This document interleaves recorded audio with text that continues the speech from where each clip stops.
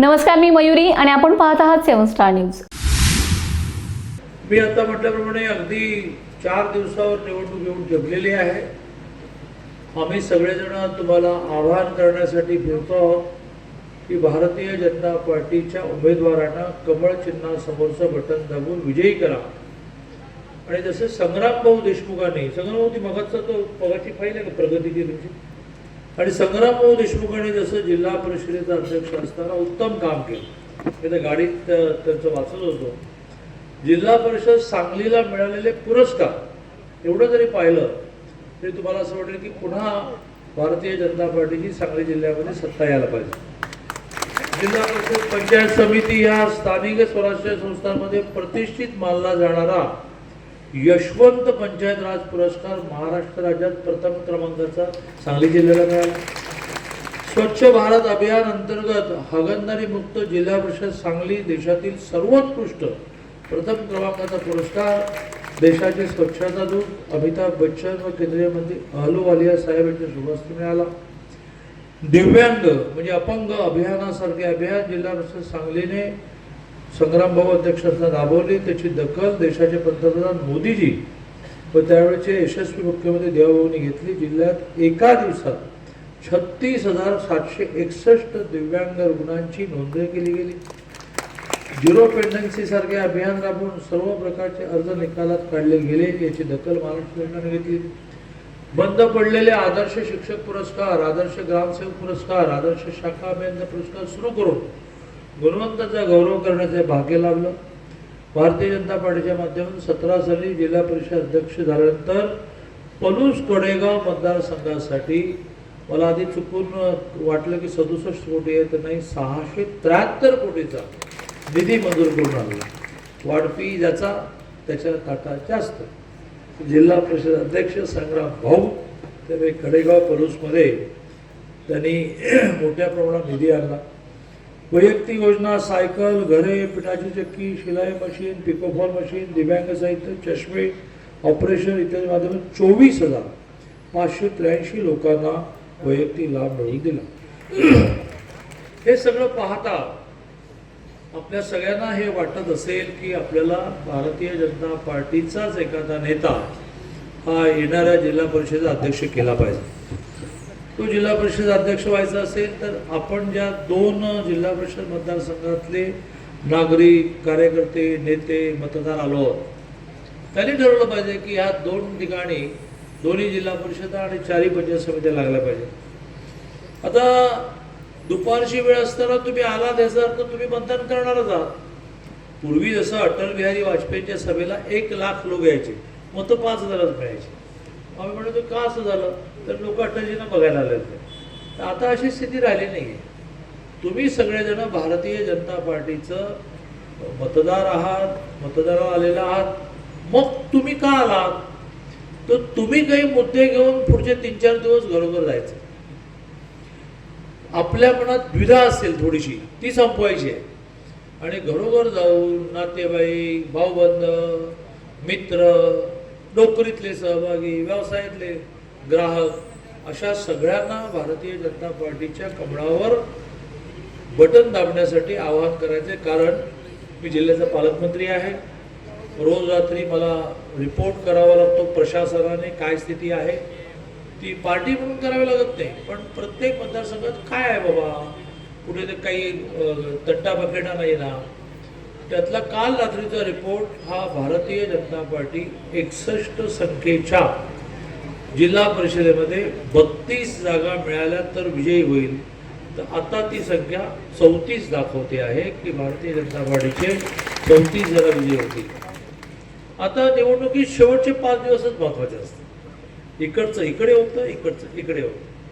आणि त्यामुळे मला आजची सभा फार महत्त्वाची वाटते की तुम्ही 2 गोष्टी कराव्यात असं आवाहन करून मी माझं बोलणं संपवेन. एक काय करावं, विरोधी उमेदवारांना घरला बोलावं. तुम्हाला विरोधी उमेदवारांना घरला का बोलवायचं, आमचे नेते म्हणतील की हे का घरी आले, तर मी सांगतो ना घरला बोलावं, चहा पाजावा उत्तम गरम गरम, आणि त्यांना काय म्हणावं की तुम्हाला आम्ही मतं का द्यावीत. मग ते सांगतील विकासासाठी द्यावी, गुळगुळीत शब्द विकास. मला एक छोटी कविता परवा एकाने ऐकवली. दोन मित्र एकमेकाला विचारते, विकास म्हणजे काय रे भाऊ? तो म्हणजे विकास म्हणजे न दिसणारा भाऊ. आणि मग निवडणूक आली की तो महाविकास आघाडी होतो, महाविकास. तर त्याला म्हणा की हा तुमचा विकास काय आहे? 47 साली देशाला स्वातंत्र्य मिळालं, 50 साली घटना स्वीकारली, 51 साली पहिली लोकसभा निवडणूक झाली. तुम्ही त्यावेळेला मतदान केलं असेल. 51ला पहिली निवडणूक झाली. त्यानंतर दर 5 वर्षांनी निवडणूक. ग्रामपंचायत आहे, पंचायत समिती आहे, जिल्हा परिषद आहे, विधानसभा आहे, लोकसभा आहे, कारखान्याची निवडणूक, बँकेची निवडणूक. सगळी वर्ष तुम्हीच निवडणूक जिंकला ना. 95 ते 99 म्हणजे 4.5 वर्ष मनोहर जोशी मुख्यमंत्री आणि गोपीनाथराव मुंडे उपमुख्यमंत्री. मग 14 ते 19 देवेंद्रजी मुख्यमंत्री, 22 ते 24 एकनाथजी मुख्यमंत्री, आणि आता 25 पासून 14 महिने झाले देवेंद्रजी मुख्यमंत्री. बाकी सगळे का? दिल्ली सरकार तुमचं, राज्यात सरकार तुमचं, जिल्हा परिषदेत तुमचं, पंचायत समितीत तुमचं. आपल्या मतदारसंघाचे नेते हे तर सदा सर्व काळ मंत्रीच. कधी मंत्री नाही झालंच नाही. का मंत्री? जिल्हा बँक तुमच्याकडे, मार्केट कमिटी तुमच्याकडे, सूतगिरणी तुमच्याकडे. विकास करायला कोण थांबवलं होतं का तुम्हाला? पण तुम्ही विकास नाही केला. किंबहुना काँग्रेसची नीती माणसांना गरीबच ठेवण्याची राहिली. याचं कारण गावातल्या गरीबाकडे गाडी आली, नेत्याच्या गाडीकडे कोण बघणार? त्यामुळे गावात फक्त एकट्याची गाडी पाहिजे, बाकी कोणाची गाडी नाही पाहिजे. गावातली पोरं नोकरीला लागली तर गाडी आल्यानंतर जिंदाबाद जिंदाबाद कोण मागे पुढे फिरणार? तो म्हणेल की तू असशील जिंदाबादवाला, माझा आपला नोकरी व्यवसाय आहे. त्यामुळे काँग्रेसने गरिबी हटावच्या नावाखाली सदा सर्व काळ देशातला, राज्यातला, गावातला म्हणून गरीब कसा राहील असा प्रयत्न केला. तर पहिला प्रश्न त्यांना विचारा की मतं का द्यायची? आता दुसरं काम, तुम्ही लोकांना सांगा की आम्हाला मतं का द्यायची. तुम्ही लोकांना असं सांगितलं पाहिजे की 14ला मोदीजी पंतप्रधान झाले तेव्हा देश जगात 11व्या नंबरला होता. आता तो 4थ्या नंबरला आलाय. पण नंबर काय आपण देत नाही ना. संपूर्ण जगाची यंत्रणा आहे की ती ठरवते की आर्थिक प्रगती कोणाची जास्त झाली. तर त्याच्यामध्ये आपला नंबर 11 4थ्यावर आला. असं म्हणतात की तो 30ला तिसऱ्यावर येणार आहे, मग तो 35ला दुसऱ्यावर येणार आहे, आणि 47ला देशाच्या स्वातंत्र्याला 100 वर्ष पूर्ण होतील तेव्हा पहिल्यावर येणार आहे. मग काँग्रेसवाल्यांना विचारलं पाहिजे की हे तुम्ही का नाही केलं? देशामध्ये इतक्या मोठे पण रोड्स, ब्रिजेस, उद्योग, रोजगार, शेतीला पाणी, खतांची टंचाई नाही, बियाणाची टंचाई नाही. 3 वेळेला शेतमालाचे भाव वाढवले. आपल्या ऊसाची FRP किमान 4 वेळा वाढवली.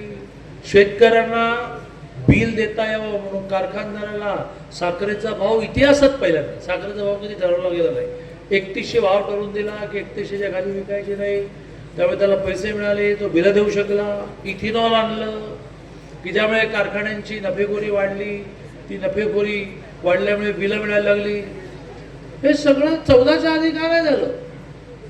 14ला 6 महिन्याने देवेंद्रजी मुख्यमंत्री झाले. त्यांनी 32,000 गावांमधला दुष्काळ संपवला. जलयुक्त शिवार. जलयुक्त शिवार काय? तर जलयुक्त शिवार म्हणजे गावाच्या शिवारात, गावाच्या गावठारात पडणारा पावसाचा प्रत्येक थेंब पळून जाऊ द्यायचा नाही, पकडून ठेवायचा. आपल्याच जमिनीत तो गेला पाहिजे, वाहून जाता कामा नये नदी नाल्यात. त्याला म्हणतात जलयुक्त शिवार. 32,000 गावांमध्ये जलयुक्त शिवाराची कामं झाली. जमिनीच्या पोटातला पाण्याचा साठा वाढला, गावातल्या विहिरीचं पाणी वाढलं, गावाच्या पाझर तलावाचं पाणी वाढलं, पाझर तलावाचं पाणी पुन्हा एकदा विहिरींकडे जाऊन विहिरीचं पाणी वाढलं, आणि शेतकरी वर्षाला 2-2, 3-3 पिकं घ्यायला लागला. ऊसाचा पट्टा आपला आहे. सगळी धरणं, सगळे कालवे पूर्ण होत आले. टेंबूची विस्तारित पूर्ण झाली. आचारसंहिता संपल्यानंतर मला उद्घाटन करायचं आहे पालकमंत्री जाताना.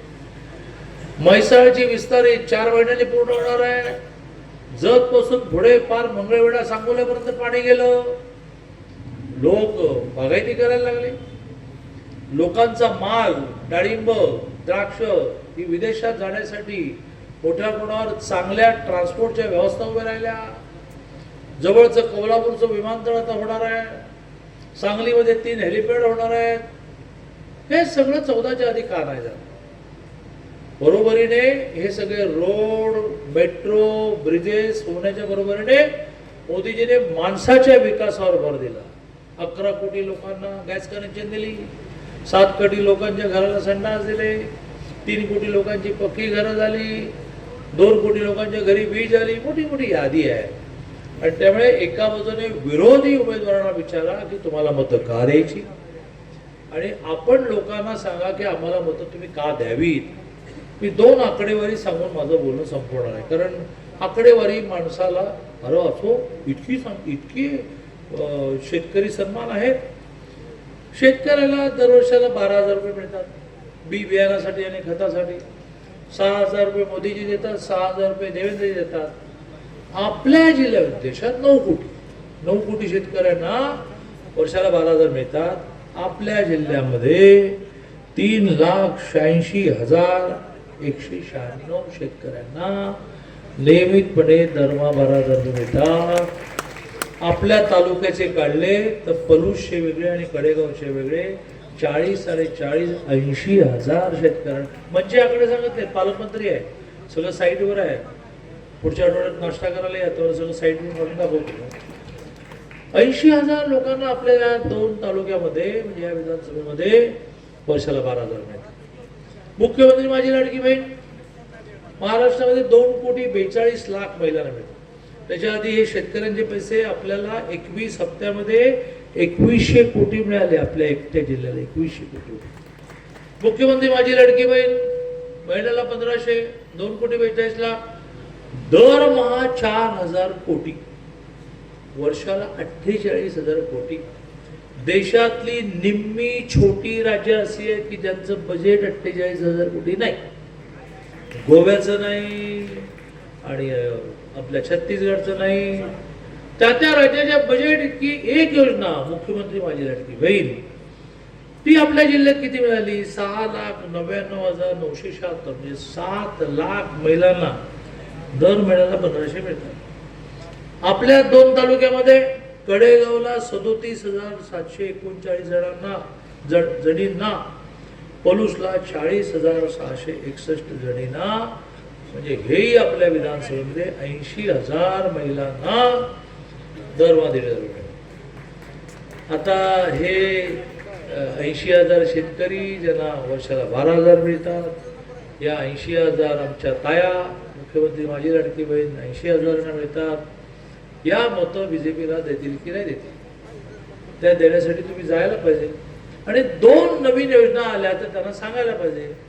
एक आली की मुख्यमंत्री माझी लाडकी बहीण ज्यांना मिळते त्यांना आता 1 लाखाचं कर्ज विना तारण मिळणार.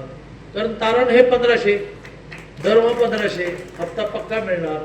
तर बँक तारण मागणार नाही, बँक जामीनदार मागणार नाही. 1 लाखाचं कर्ज का? तर मोदीजींनी सगळ्या 22 राज्याचे मुख्यमंत्री उपमुख्यमंत्री जे बीजेपीचे आहेत त्यांना आदेश दिला की मला देशामध्ये 3 कोटी महिला लखपती दिदी करायच्या आहे. लखपती दिदी म्हणजे काय? तर जिचं उत्पन्न महिन्याला 9,000 आहे, म्हणजे वर्षाला 1,08,000 आहे, अशा मला 3 कोटी महिला करायच्या. मग 1 लाखाचं कर्ज द्या, त्यांना व्यवसाय करू द्या, प्रत्येक जिल्ह्याला 10 कोटी द्या. काल बजेटमध्ये झालं गोष्ट की ज्यातून त्या जिल्ह्याने एक मोठा बिग बाजार बनलायचा, ज्यात फक्त महिला बचत गटाच्या वस्तू विकायला परवानगी, डिपॉझिट नाही, गाळ्यांना भाडं नाही, महिलांनी वस्तू विकायच्या आणि प्रॉफिट घरी घेऊन जायच्या. 3 कोटी महिलांना लखपती दिदी करायच्या. अशा 2 नवीन योजना काल बजेटमध्ये आल्या. तिसरी योजना फार इंटरेस्टिंग आहे, जी अजूनही तयार होते आहे, पण ती सुद्धा चर्चेत आहे की महिला ही सकाळचा वेळ घरासाठी देण्यासाठी जन्माला आली. मुलांचं करायचंय, नवऱ्याचं करायचंय, सासूचं करायचंय. 12 वाजता आमची वहिनी जरा रिकामी होऊन श्वास घेते आणि म्हणते की चला आता काहीतरी करूया. तिथून 5 तास तिला नोकरी पाहिजे. 12 ते 5, 12 ते 3, 3 ते 5, 5 तास. त्याचे तिच्या क्षमतेप्रमाणे 10,000, 12,000, 15,000 मिळावे. पुन्हा 7च्या आत ती घरी आली, मुलं शाळेतून आली, नवरा ऑफिसमधून नाही तर शेताकडून आला, सासूबाई देवळातून आली की आमच्या बहिणी सगळ्यांना 1,000, 5 तास नोकरी पण करते, 10,000 रुपये कमवते आणि कुटुंबाला हातभार लावते. अशी एक नवीन कल्पना आता देशामध्ये येईल. मी माझ्या मतदारसंघात माझ्या खिशातल्या पैशाने 200 जणींसाठी सुरू केली की ज्यात आम्ही मेणबत्ती बनवतो, ज्यात आम्ही कापूर बनवतो. आमची अगरबत्ती संपूर्ण शहरातल्या दुकानदाराला देता देता आमचं जे युनिट केलं आहे आम्ही उमेद नावाचं, ते युनिट ठगून जातं. द्रोण बनवतो, मसाले बनवतो, आता बेकरी प्रॉडक्ट बनवतो, 500 जणांना देणार आहोत. हे मॉडेल आता महाराष्ट्र शासन घेईल, हे मॉडेल आता केंद्रात घेतलं जाईल आणि कुटुंबाचा बॅलन्स बिघडलेला आहे. कुटुंबाचा बॅलन्स साधला जाईल की ती घरालाही पुरेसा वेळ देते, ती नोकरी पण करते, ती घर आर्थिकदृष्ट्या चालवते. ही मोदींची कल्पना आहे. नुसत्या निवडणुका आणि मतं मिळवणं आणि विजय होणं नाहीये. निवडणुका होणारच, लोकशाही आहे. बाबासाहेबांची घटना आपण स्वीकारली. निवडणुकीच्या माध्यमातून सरकार येणार, निवडणुका होणार, लढणार, जिंकणार. कशासाठी? लोककल्याण, लोकांचं कल्याण करण्यासाठी. आणि त्यामुळे आपल्याला पुढच्या 3-4 दिवसामध्ये मतं कशी वाढवता येतील. आता जिल्हा 34 वर आहे. तुमच्या मतदारसंघामध्ये एकूण 8 जागा येतात, त्यातल्या 2 जागा जरा मागे पुढे करतायत, कुठल्या विचारू नका. पण 6 जागा क्लिअर पुढे चालल्या. पण 5-6 दिवस आहेत, 5-6 रात्री आहेत, 5-6 रात्री आहेत.